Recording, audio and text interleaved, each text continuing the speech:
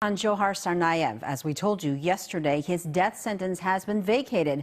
So what does that mean moving forward? NBC 10's Caroline Conley reports.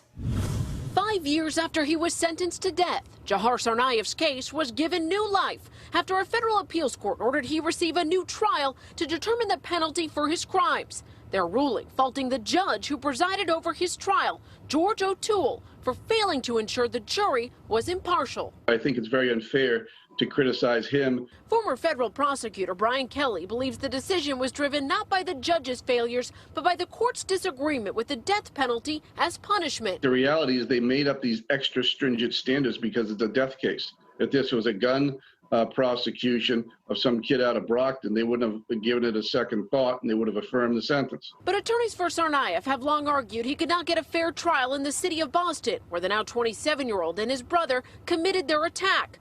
But repeated attempts to change the venue of the trial were denied by O'Toole. And during a hearing before the federal appeals court in December, Tsarnaev's lawyer said O'Toole then failed to properly screen jurors who had clearly shown bias. The foreperson falsely denied having posted on Twitter that Tsarnaev was a piece of garbage. That evidence played a key part in the ruling released this week. And while it could mean a new trial to decide the penalty for Tsarnaev, Kelly believes that decision will still happen here in Boston. This is a national case. Everyone in America has heard of the Boston Marathon bombing, so it's not like you're going to get somebody in Iowa who's never heard of it. So there's a presumption in favor of doing it locally, and I think it should be done locally again.